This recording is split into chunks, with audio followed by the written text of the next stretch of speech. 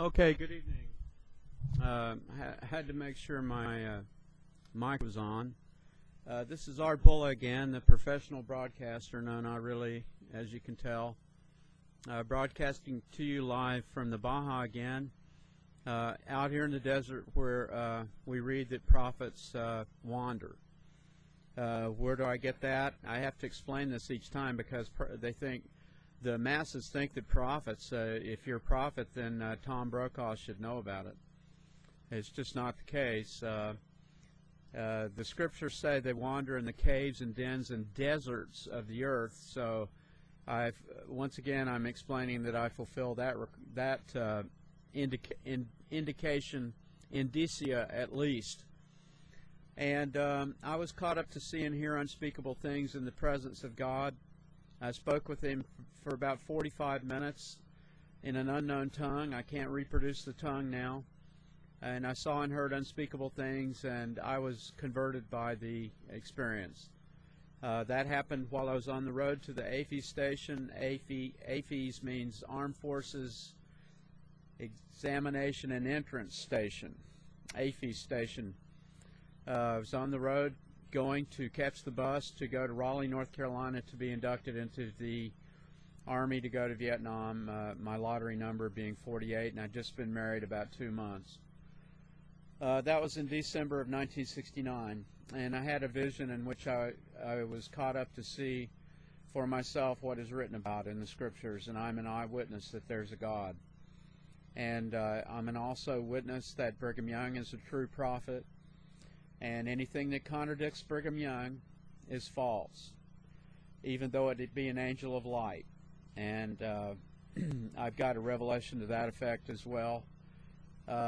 Brigham Young taught some mighty strange doctrines to the Mormon ears. They didn't tingle when they heard the teachings of Brigham Young very much. They kind of wanted him to leave off this strange doctrine of Adam God.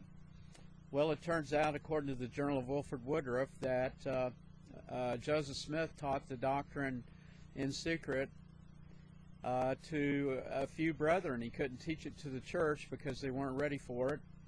In fact, the church was hunting him at the time. High members in the church, the first counselor in the first presidency, second counselor William Law, Wilson Law, the William Marks, the stake president of Nauvoo, all conspired to off him. They said he was a fallen prophet. So that was the state of the church at the time, and Joseph Smith could not teach the Adam God doctrine to the church. They were just not capable of receiving it.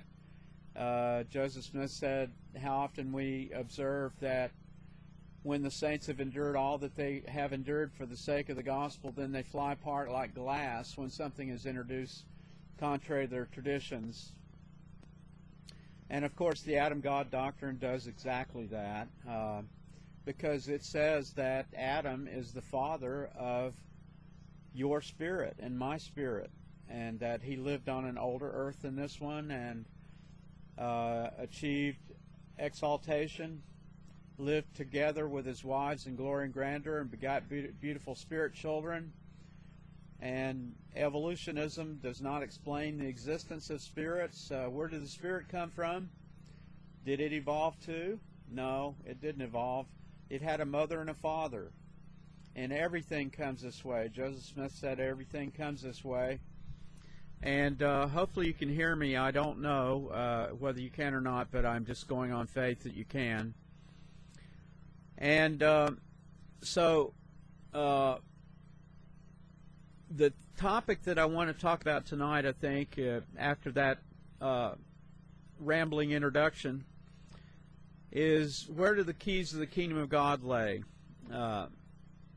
Or in other words, do the 70s possess the keys of the kingdom of God? And maybe I could start out with a quote from Orson Pratt on that subject. Orson Pratt being an apostle. And let's see, I'll have to do a search here. You'll have to bear with me while I do a search. Hang on just 1 second.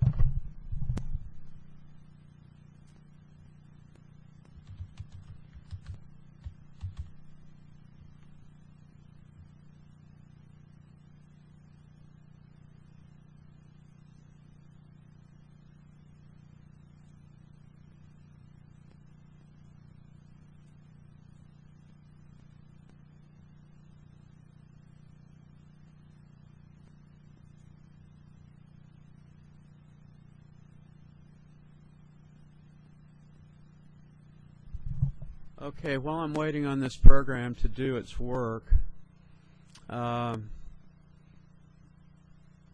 doesn't seem to want to be helping me out right now. Orson Pratt, in lecture number 2 on the Lectures on True Doctrine, which I wrote, I have a quote from Orson Pratt establishing that the 70s hold the keys of the kingdom of God. Since I can't find that quote offhand, you'll just have to maybe take my word for that until I can locate it. But the keys of the kingdom of God belong to the 70s. Now, why is that so? Well, I'll tell you why it's so. I was revealed it was so. That's why. And if that's not good enough for you, that's just too damn bad. Too damn bad. You know, I'm tired of wrangling with this generation that do not have ears to hear. Jesus said, hearing they hear not, seeing they see not, lest at any time they should hear with their ears and see with their eyes and be converted, that I should heal them. And it's because people love darkness rather than light that they don't hear. They don't hear. They don't open their ears to hear. These are facts. The 70s are apostles. Brigham Young said, what ordination should a man possess to hold all the keys that were ever delivered to the sons of Adam? He should be ordained an apostle. I told Brother Joseph Young to have all the 70s ordained apostles, and to confer confer the high priesthood upon them, and to ordain each of them to be one of the 70 apostles. That is my language in the ordination of the 70s then, and that's the way I ordain them now. I suppose I ordained hundreds of 70s, not just first quorum.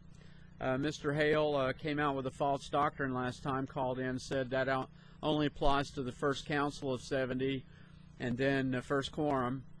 But that's not true. In fact, the Mormon Church has lost the apostleship because they have decided in their wisdom to completely do away with the 70s.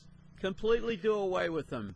And I have a letter from B.H. Roberts to Heber J. Grant, who is a businessman, and I have a quote from Heber J. Grant that says, I'm a businessman. If you want to know anything about the gospel, go to Brother Talmage. So he didn't even know what he was doing. Heber J. Grant didn't really care either. He was a businessman. He wanted to put the church on business footing and make it a goose that lays a golden egg, and that's what he wanted, and that's what he got. But the 70s, he was wanting to relegate them down to stake quorums, and I have a letter from B.H. Roberts saying that not while I'm alive, you're not going to do that. So they waited till he was dead, and then they did it. But the Lord still knows. The Lord knew, because after I had received my first 2 written revelations, I got down on my knees after my nose was broken by my home teacher, who tried to assassinate me in his home. I got down on my knees and asked what authority I had. And I was picked up and carried by the Spirit over to the bookshelf where the Discourses of Brigham Young, written by John Widtsoe, was located. And I opened it right to the paragraph I needed to read, and it said that the 70s are apostles. They stand next in authority to the 12. And I later read that if through the providence of God, that in case the first presidency and the 12 should by any means become disorganized, that the 70s held the keys of the kingdom of God in all the world.